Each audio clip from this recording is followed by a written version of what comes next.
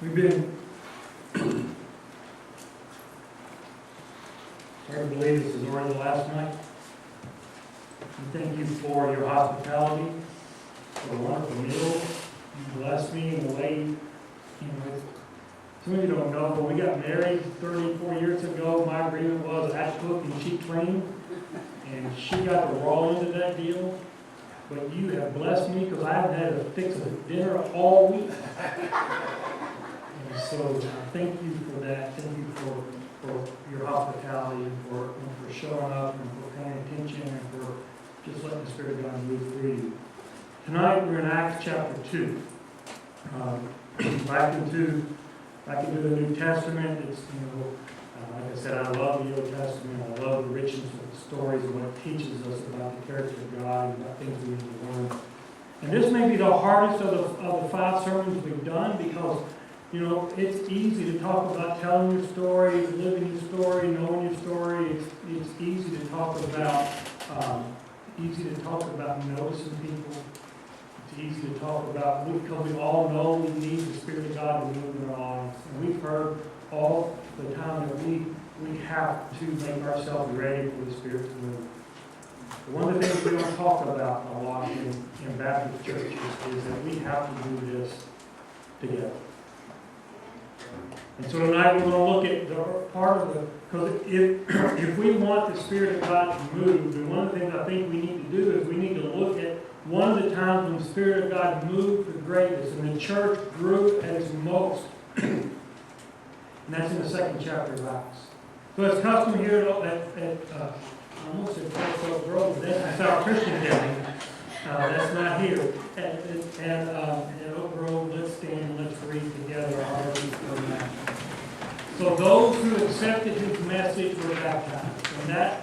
And that day, about 3,000 people were added to them.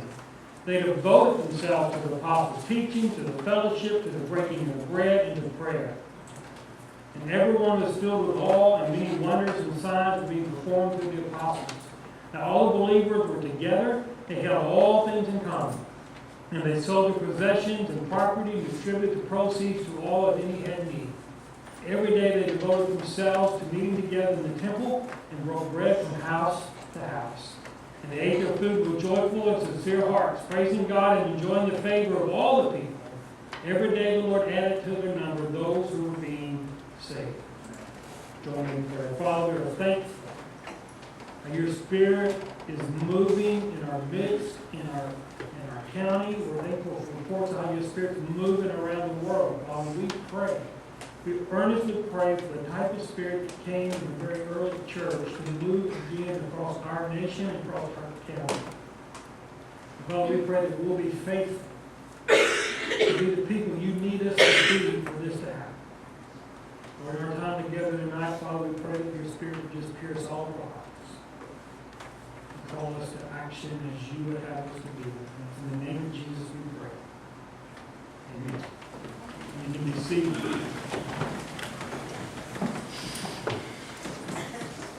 Being together, both physically and in spirit, was vital to the success of the early believers. They were interdependent upon each other, not only for strength, but also for survival. Once they announced themselves as Christians, they became marked people. They were outcasts. They were this renegade. They were anti-government. They were anti-establishment. And they were interdependent upon each other, not only for strength and survival, but to accomplish the mission set before them.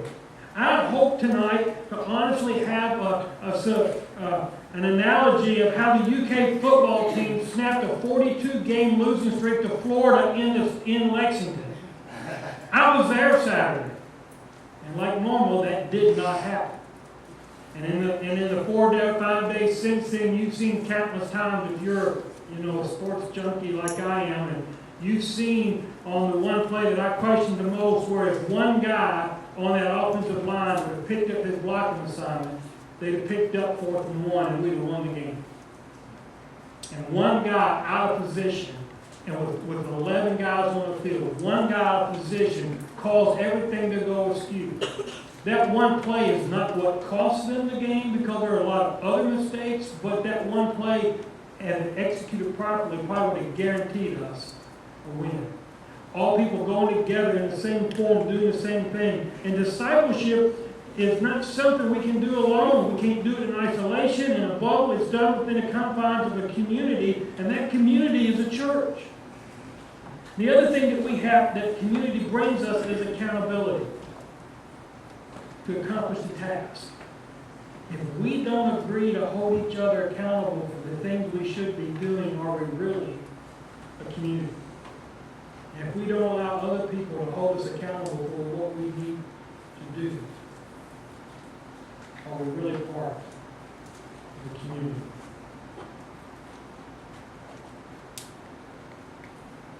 And it's hard to be in community for both the introvert and the extrovert, because we both have different things that we expect. And one of the things we notice in this passage is that they were devoted. Let's go on, we'll read.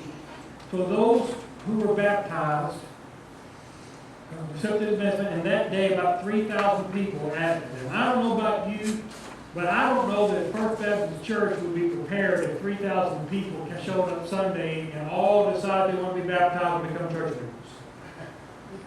I don't know that Logan County is ready for Sunday morning, that all the churches spread across Logan County, the Spirit of God moved, and 3,000 people joined all the churches in Logan County Sunday morning. We'd be ecstatic, but would we be prepared? And he said, and the people that were baptized began immediately to come, and they devoted themselves to the apostles' teaching, to the fellowships, the breaking of bread, and to prayer. They devoted we all devote ourselves to something.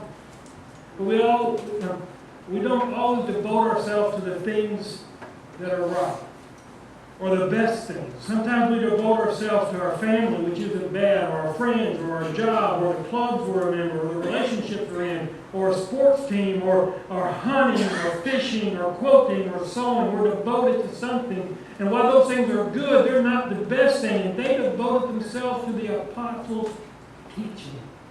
They were all new believers. They had left this life. Some were Gentiles, some were Jews. They left the lifestyle. They got in the Spirit of God, and they were all new, and they devoted themselves to the apostles' teaching, and they just taught. And they learned what they were supposed to do. And some people are sometimes devoted to weird things, like Comic-Con. I don't know why anybody would dress up like a comic character and spend hundreds of dollars to go someplace and dress up like other comic book characters. But then I thought, Saturday night, I was sitting in Kroger Field wearing blue, and I paid a lot of money for tickets, and way too much in gas. I filled up 3 cars that day. Paid way too much money at a concession stand to watch UK lose. We're all devoted to something that to the outside really looks ridiculous. And they were devoted to Jesus. And they were devoted in such a way that they just wanted so much. There wasn't a lack of commitment. They just didn't know. And they had all things in common. And you know how that breeds commonality, breeds community? When you find somebody that you have something in common with, then that you've got this relationship for them. Every now and then I spot a guy in a Minnesota Vikings jersey. I've been a Vikings fan since the 1970s, in the days of Frank Tarkington in the first run for your life quarterback. I've learned how to be happy following teams that never win.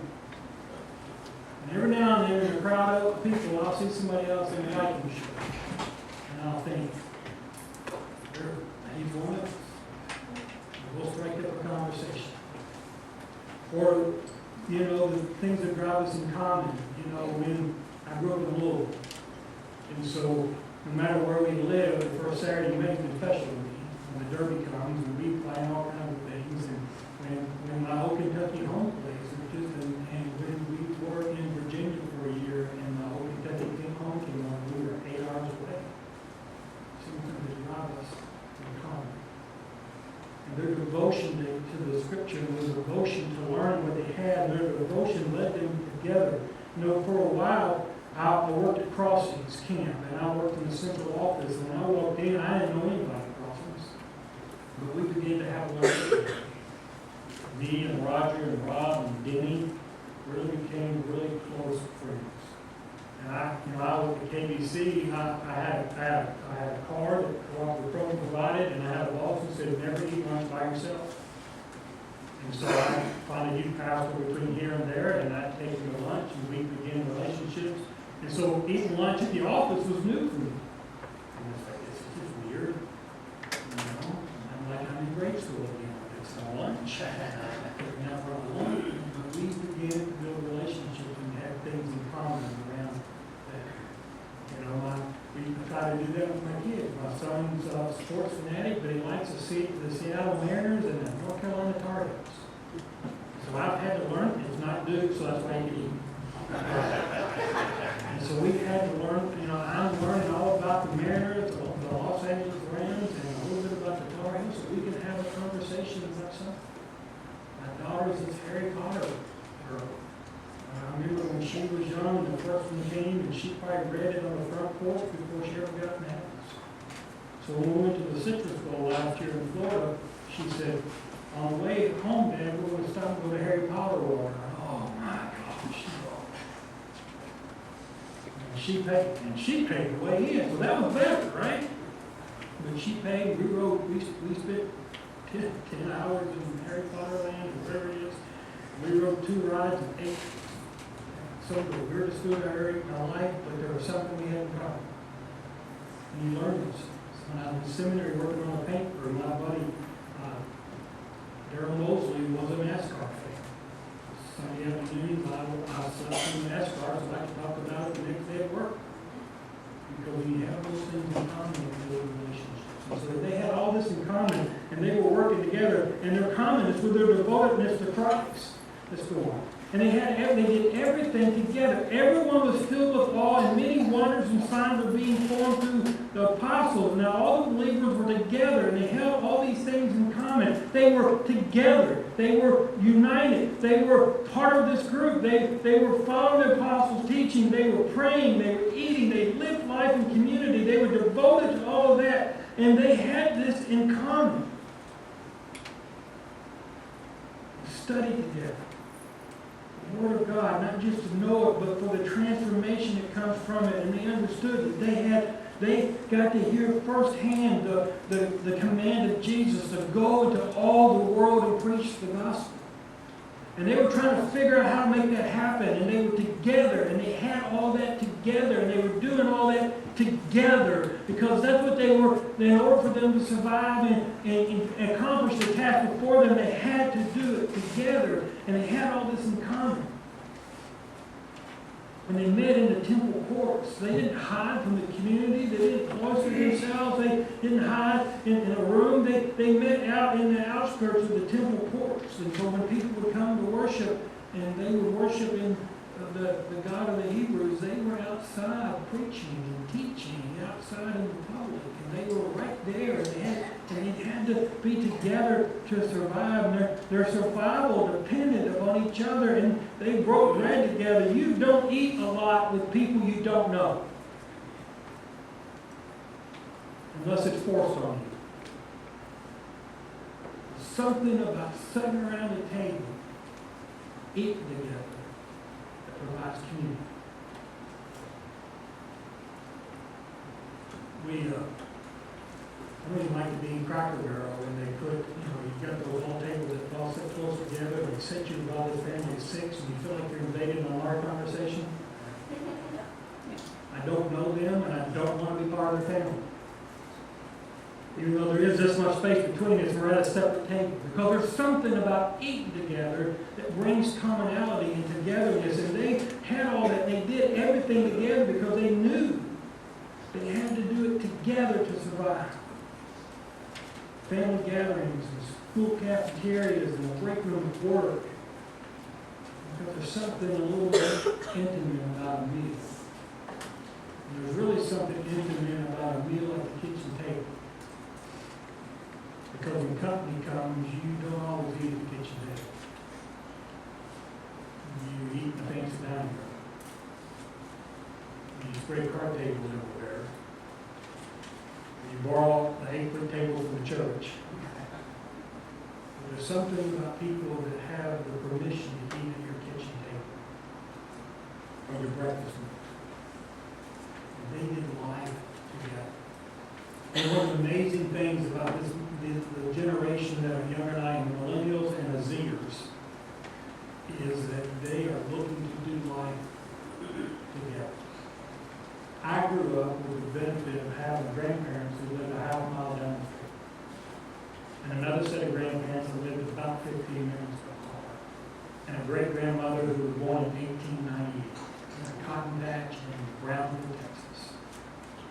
And I had cousins everywhere. You know, as mobile and broken as families are today, that's not the case for everyone. And so when we get together, this generation, it is said that this generation under the age of 40 would take $5,000 less a year in pay if they could be in a nurturing environment at work. Because we're desperate to do life together. Jordan went off to college, left North Bullitt County, came to Boulder into Western. I get a text. Hey, Dad, how do I need to mail a letter. How do I do that? And I thought, man, I failed as a parent. A couple days later, he got a paycheck. And he said, Dad, what do I do with this? You take it to the bank. Okay, well, then what do I do when I get there? And I thought, man, I have failed as a parent. Dad, why do I need a mailbox? That's a good question, son. Man, I have failed as a parent. Because we're doing life together, we teach those things that are important. We did life together. And we gather things together, and we celebrate things together. And then, let's go on to the last two verses here. On faith. Every day they devote themselves to meeting together in the temple. We're going to stay right here for a minute. And broke bread from house to house. You see that? They devoted themselves to the apostles' teaching, and they devoted themselves to meeting together in the temple. And they broke bread from house to house. They were doing things together. They were devoted together. They were hanging on to each other together. And they went to each other's houses and they ate. They didn't just break bread. They ate whatever they had. And sometimes for the first century Christians, that wasn't much. And they had to do this to survive. All right, now let's go on.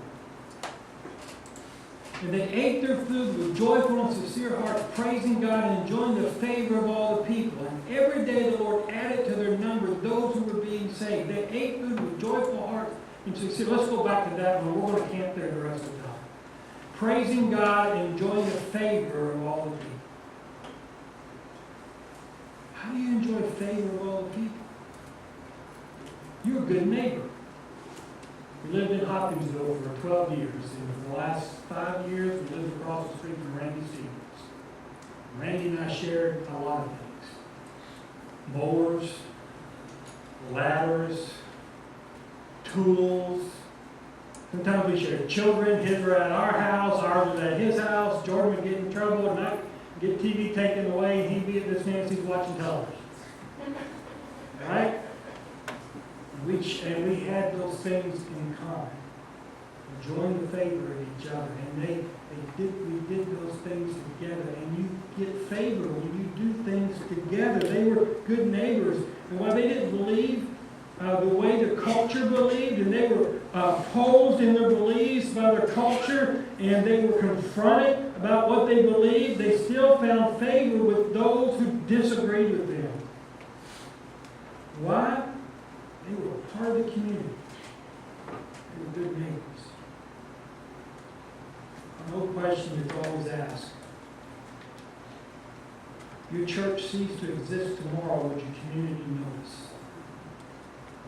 What kind of neighbors are you to your community? This community, through the years in Logan County, I've only been here 3 years, but I think this is true. There was a time when there was a bigger distinction between Chandler, Auburn, Lewisburg, Russellville, Dennis, and Corinth than there is now. But all those communities, because of the advent of the car and nice roads, They have come closer and closer together. And now Lewisburg's still kind of an entity of its own. But everything else is kind of coming closer and closer together. These little communities aren't as distinct as they used to be. You know, we live on the edge of Dennis Corinth Road. I thought it was named after a person. Until we got here, no, it's been run between the community of Dennis and the community of Corinth. Well, that makes sense. That's Dennis Corinth Road. And they found favor. Do you know who else found favor with God? Mary. Mary found favor with God, and what did God ask? God asked him to become the scourge of society by having a baby on it. Something. Moses, Noah found favor. Noah found favor in the eyes of the Lord, and what he asked him to do? Become a laughing stock of the community for 100 years as he built the boat for rain that never happened. They found favor of all people.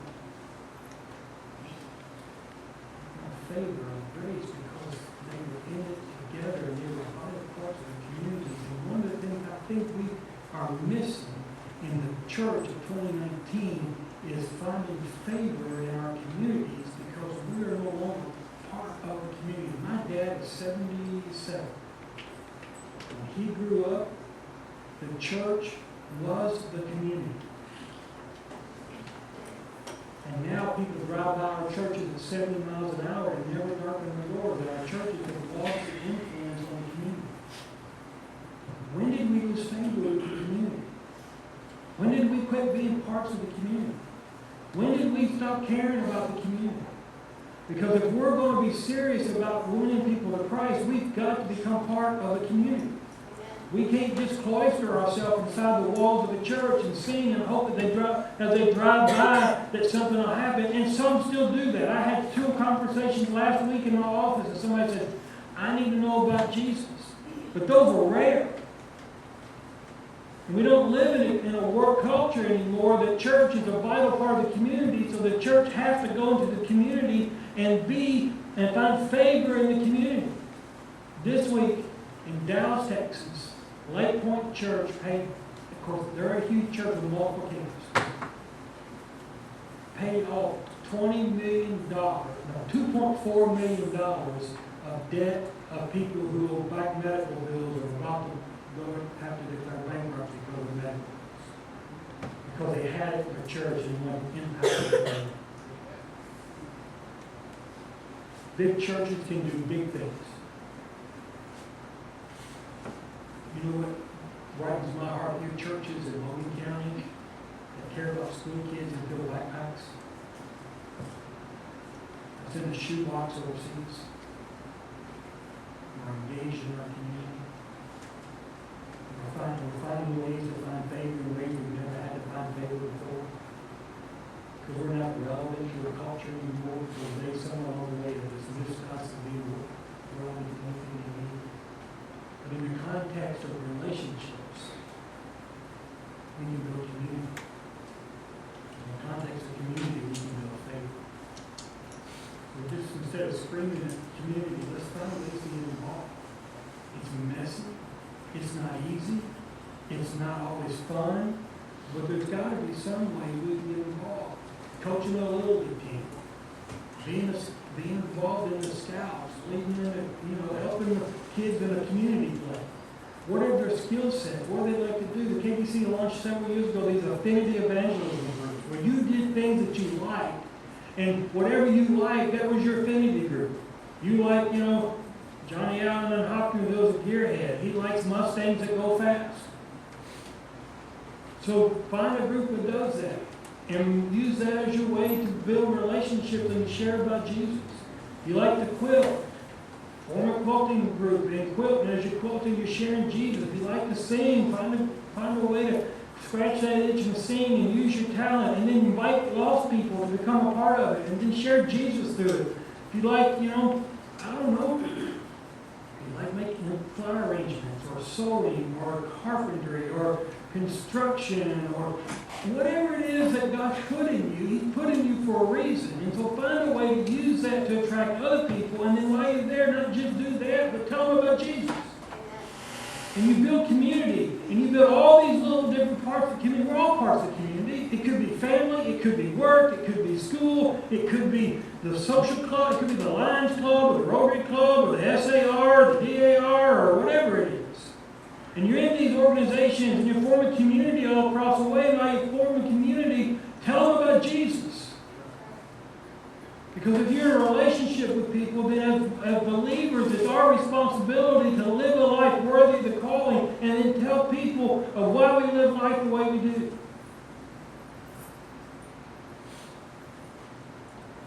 And as they were doing that, they were devoted to the teaching of Scripture, and they were devoted to each other. And as they did things together, and as they found favor in their community, then the Lord added to their number. They didn't find Jesus and run and hide. They found Jesus and ran into the middle of the storm. They said, this is what you need to know. Paul was abrasive. Peter was abrasive. I'm not abrasive. And we're all created in a way, though, but we can all share Christ in the way in which we are created. Some of us are good at knocking on doors, talking to total strangers.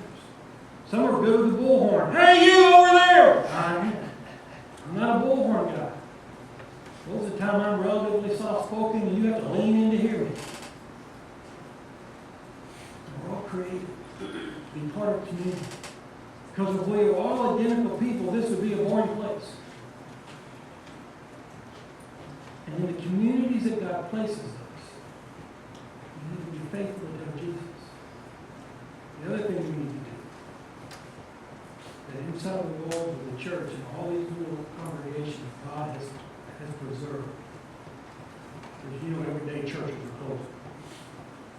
The one that God has still preserved, we that are part of that group, be it First Baptist, or Hope Road Baptist, or Second Baptist, or Post Oak, or New Friendship, or New Vision, or New Life, or New this, or New that, or whatever it is, we have to be united within the walls of this building. In purpose, in value, and in direction. Because the world is watching. And if the world sees that God's people can't get along, why do they want to be a group, part of another group who can't get along? Because there are enough groups in this world that don't get along. We are quite as polarized in society as we've ever been since we fired on the British. And if we as Christians can't model how to get along in the love of Christ, why would anybody outside the walls of the church want to be part of that? We did it together because they had a common purpose and a common goal. They didn't mean to agree on everything. Doesn't mean you did everything identical. You had tax collectors and you had fishermen. You had business owners and then you had seamstresses, and ladies were given a platform they hadn't had before. And there was no slaves and owners and male and female and Jews and Greek were all now all of a sudden equal and thrust into this group together. And some of them didn't get along. But as they were together, united around a common cause, they were able to see people added to the church daily because of their faithfulness to this task at hand. And they didn't know the other things in their life. Together it's hard. Because you know, if you're like me, it would be a lot easier for me just to say, well, just do things my way. But we weren't meant to do everything my way or your way. We were meant to do things God's way. And God's way is together. And God's way is to go to the ends of the earth to reach the gospel. And you can't reach the ends of the earth without starting where you are. I encourage you. Understand that the power of the gospel rests in God's children. We do, and that speaks volumes to the community when we do this together. And they can see each and every one of us, the love of Christ, and the call to the gospel together speaks volumes. We all want to believe in Jesus. I'm so hopeful. And sometimes the thing that keep people from coming to church is that they've been to church. And sometimes what keep people from becoming a Christian is what? They've met a Christian. We're not calling people in a relationship with the church. We're not calling people in a relationship with Christians. We're calling people into a relationship with Christ. And that changes everything. Let's pray. Father, we love you. Thank you that you sent your son Jesus to die in our place. And Father, I pray that we will be faithful, Father, in the task that you've called us to do. And Father, I pray that you will help us to be faithful to do that together. And Lord, let the things that cause divisions pale in comparison to the united front we present to take the gospel to all of Logan County and to the ends of the earth. Whatever you need to do in our hearts tonight will make that happen, and we'll let that happen tonight. But Lord, we want to see you move in a mighty way, and we want desperately to be part of that. Move in our hearts tonight. Let's be devoted to you. Let's do this together. May we find favor with both you and the community